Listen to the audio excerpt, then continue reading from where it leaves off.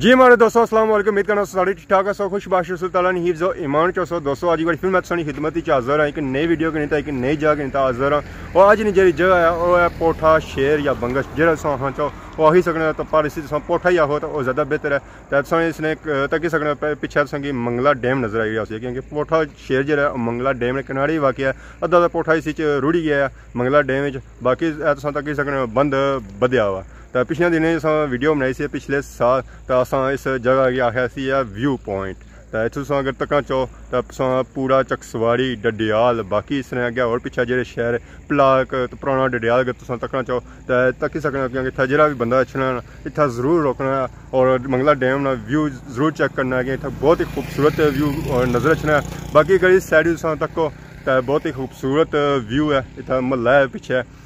पोठे ना तो बाकी अगर इसने सैर सही बाउंड्री नजर अच्छी सी है क्योंकि इसने नीचा जी जगह है ना वो है डूंगी। ये अगर बंद ना बनने सन तो ये जी आबादी है ना ये इस मंगला डैम ने अंदर ही जाए इतना बंद बधिया गया ताकि इस आबादी की बचाया जाए। तो मेन जी वीडियो बनाने का मकसद है वो इस बंद पड़ी है। तो इसने नीचा नजर अच्छे सन खंडराट ये खंडराट नहीं है। इतना पिछले दिनों बेंच नसब किए गए सन ताकि अगर कोई इतना बंदा अच्छना बाहरों इतना कुछ टाइम गुजारना चाहे तो इतना आराम से गुजारी सके इन्होंने बेंचा शेंचा बह तो मंगला डैम का व्यू किन्ना तो बाकी इतना जो इलाके वो चेक करे तो इतना बंद सही नजर तो अच्छना ही है। तो बाकी इस तको इधर इतना भी जो बेंच टुटा हुआ उतना चेक करो तो उतना भी एक बेंच टुटा अगे तको उतना भी टुटा वो अगे जाओ उतना भी टुटा हूँ जो बंदे बहने ना और नीचा बहने तो उस वेला बहने सन अपर तो अपर इन्होंने बहन नहीं होना यानी नीचा ही बो तो ठीक है। हूँ आप जी बन पे वो भी नीचा ही बहना हो सी है। तो इतना ना कि कोई इतना संगल शंगल नहीं सन लाई गई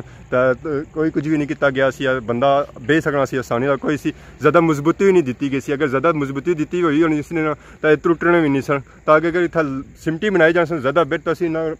रखा गया दूसरा सिस्टम रखा गया उसने पर रखी गई मार्बल रखा गया खूबसूरत बनाने की कोशिश की गई पर सारे अवाम नहीं चाहनी कोई इस तरह सारे इलाके सिस्टम है। फिर आने कोई अगर संगल शंगल बनी ना फिर आने संगला शंगला बनी उड़िया ने तो हूँ इतना बंदा संगला ना बनना तो फिर क्या करे तो इतना उन्हें नुकसान करी उड़िया ने हूँ बंदे तक खाली तो लगे जाने 2 मिनट खलने अगर उतना बंदा बेंच शेंच टिके होना सकता इज्जत सी है। तो जो बंदा अच्छना सी आराम सुकून बेच सकना सी अगर कोई चीज़ खाना चाहे इतना बेच आराम सुकून खाई सकना हूँ जो बेसी है वो या बटिया भी बेसी तो या फिर मिट्टी ची बेसी है अपने कपड़े गंदे कर सी। तो बाकी सैर सन तको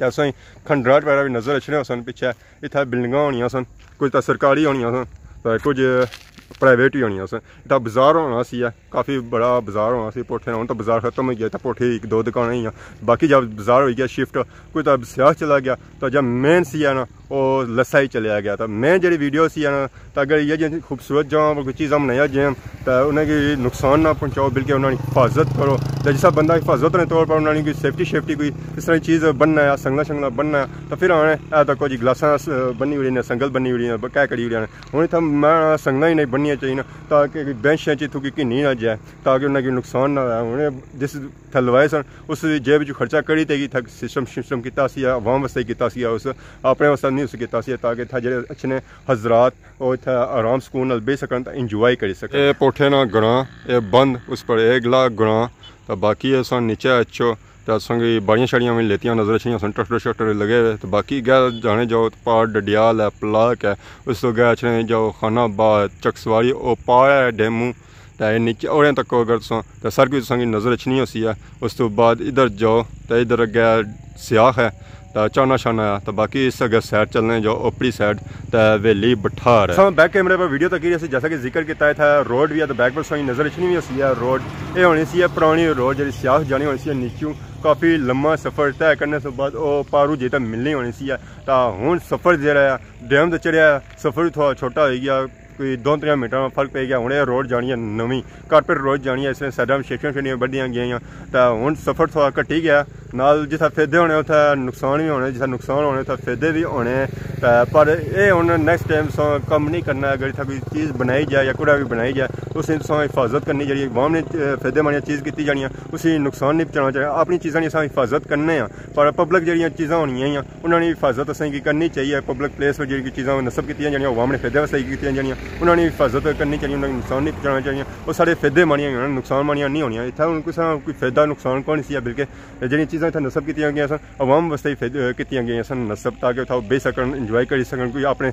घरों बंदा अचना जिद्धरों अचना कम्मा शम्मा वरदू अचना इत्थै 2 पल जेह्ड़े न अपने आसानी नाल गुजारी सकै ते हुण मिगी दो इजाजत क्योंकि शाम दा टाइम होना पिया हुण टाइम नहीं है क्योंकि न्हेरा पैना जां तुस लोई सू पहलू घर भी पहुंचना क्योंकि मोटरसाइकिल नहीं लाइट जेह्ड़ी ऐ ओह् लो है उसी हाई करने आस्तै फिर लोई च जां तां बेहतर है क्योंकि न्हेरा पेई जासी फिर घर नहीं पहुंचना होंगे रोड नज़र नहीं अचन गया एह् ना होए फिर फोना नहीं लोई बड़ी घर जाना पै हुण इजाजत दिओ इस दुआना कि साढ़ी खिदमत नई नई वीडियो कन्नै हाज़र होने फी ईमान अल्लाह।